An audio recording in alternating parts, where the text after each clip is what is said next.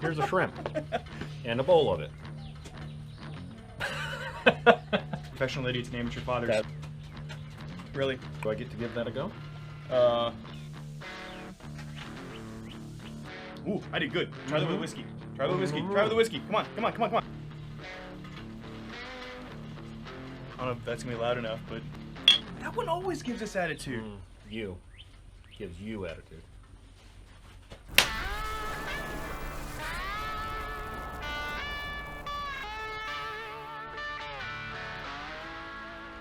Welcome to Whisky and BBQ. Drinking beer. You gotta hydrate while you're cooking. Absolutely. We've done it with whiskey before, but that was like a really long cook, and by the end of it, we don't remember what it I tasted shouldn't have like. done that, yeah. I'm Ryan, that's Evan. That's Ryan, I'm Evan. Welcome to Whisky and BBQ. We're professional fathers and amateur idiots. Or professional idiots and amateur fathers. That sounds more accurate. One of the two. Just bear with us. We like to cook, and we like to drink.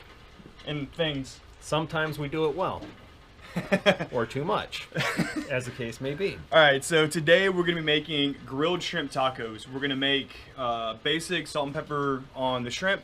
But before we get into that, we're also going to make a mango ginger salsa to go on top of said tacos. We're cutting a mango. Mangoes have a distinct oval shape. That's up down, that's sideways. You want to hold the mango up down because that means the pit is running through the middle. Slice off. And slice that off.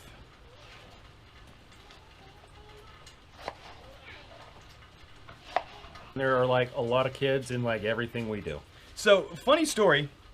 It's kind of raining right now, and Evan and Michelle have recently planted tomatoes over that way. Evie is over taking all of the dirt out of the freshly planted tomatoes. About a month ago, we've gotten a tomato or two off of it. It's fine. It's fine. So whenever you're cutting mangoes, what you want to do is keep your knife relatively flat to the board and just slice sideways. Really? Whenever you're doing this portion, you want to make slits into the mango. Once you've done it that way, you just take it and press. Oh, look at that. Yep. And then, same concept. You can take the knife and keep it right above the skin. And off it comes. And it's already cubed. Mm-hmm. Boy, I do a good job at this. Mm-hmm. Slide all that over. So now we got all the mango. Mango? Yes, mango, Evie. Good job. We're gonna get our little wee food processor. These little food processors like this are great. They're great for making up like a pico de gallo or whipping up a quick salsa like this. If you can get the pureed ginger, it's great. Makes your life so easy. We're gonna put in about a tablespoon of ginger, a tablespoon of garlic, a little bit of comino. Okay. Half a teaspoon, not much. So I really like using cumin because it has a smoky flavor, it adds it to the meat, or adds it to whatever you're cooking. But goes it's really not well. overpowering. Right. Okay.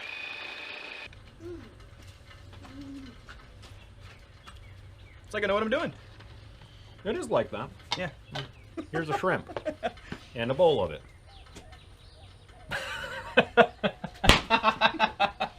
Hey, look, we synced them up again.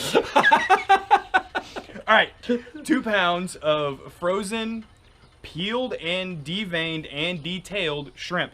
But not cooked. Not cooked. Main thing to do is whenever you get them, open them up, dump the liquid out because there's water and salt water and things like that that helps with the freezing process. And as it thaws, you get water in the bottom. Didn't realize there was an extra step. Could have brought it out earlier. So first thing we're gonna do, we're just gonna throw some seasoning into the bowl. We're gonna put in about 2 tablespoons of our salt, pepper, garlic life because salt brings out flavor, pepper accents flavor. Trick. Lay your shrimp down on the board and we're gonna be skewering 2 skewers. We're going to lay everything out. Run your skewer through. 1 skewer, your stuff might spin around. 2 skewers, it's nice and locked in place. Ah, reasons. Reasons. I sometimes do things for reasons. I sometimes do things because I want to. I make lots of decisions by, I think I'll bounce. Once you get everything skewered, A little bit more. a little more salt, pepper, garlic. Because how much is enough? Just a little more. Right. And then the piece de resistance, just a little dash of cumin. Be very careful with cumin. It's a very strong flavor. And actually, once you've done this a couple times, you can just tap it on the board to pick it up. That is shrimps. And these are gonna cook real fast. You're talking 2, maybe 3 minutes per side. Remember, 2 skewers so they don't rotate on you. Okay.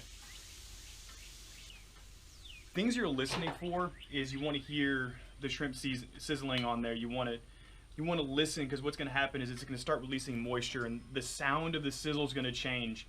I can't describe it more than that, other than the sound of the sizzle starts to change. Once you've done it 50 or 60 times, you'll understand. What you're looking for is whenever you lift the lid, you can start seeing some of the reddish, pinkish forming right along the edges. They're getting about halfway up the shrimp. Whenever that happens, you want to turn them over. You also kind of want to keep a mental clock of how long they've been on, because however long they've been cooking to this point, they're going to go about half that time again to 3/4 that amount of time. Because what's happening is the heat that started on this side is still going to carry through from the top down, and you're adding more heat to the bottom, so it moves quicker. This is also kind of the part that if you have lemon or lime or something like that you want to put on, this is a really good time to do it too. I don't have any of those. No. We're going to turn it one more time.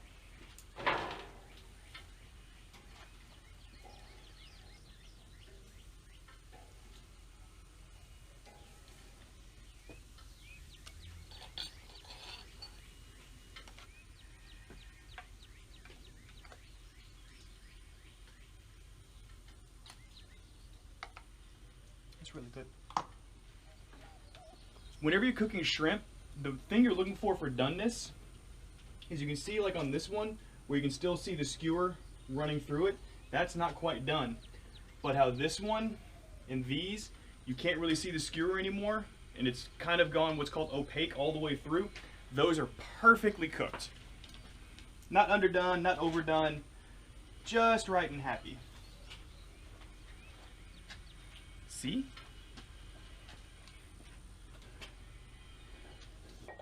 There's a couple things you must always do when you have tacos. One of those things is you must always warm up your tortillas, because a cold tortilla is a sad tortilla. Just a little bit of grill mark, nothing major, just a little bit, just a little bit. And a lot of times, honestly, once you shut off the grill, it's gonna have enough residual heat where it can kind of get this going. All right, so. That smells so sweet. While he drools over that, I'm gonna set us up All right. a couple tacos.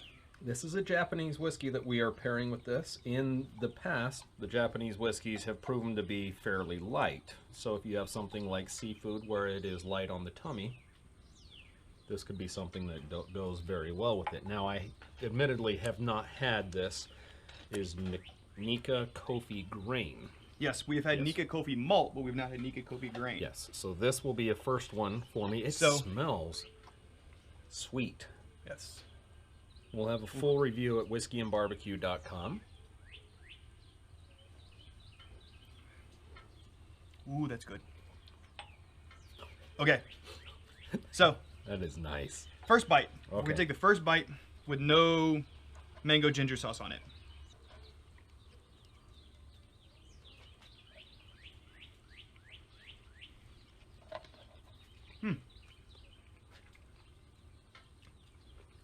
Shrimp's cooked really well. Not chewy, still soft. This goes well with it. I'm learning that on camera I need to do small bites. This is hard to do that with. So the shrimp is really delicate, and it's kind of sort of getting covered up by the whiskey. So we're gonna kick this up just a wee bit. It's not to say that the whiskey is strong. This is actually very balanced. Yeah, it's a very mild whiskey. And what I like about it is I've never had this whiskey, but I actually get kind of a ginger note in the whiskey itself. So a little bit on the spice, it kind of like the baking spice, ginger. I really enjoy how the Japanese don't do a sharp edge in their whiskeys typically. the Suntory Toki, certainly the Kokori, which is quite clean. All the Nikkas that we've had, it's very rare that you find a sharp note in the whiskey. That sauce makes that.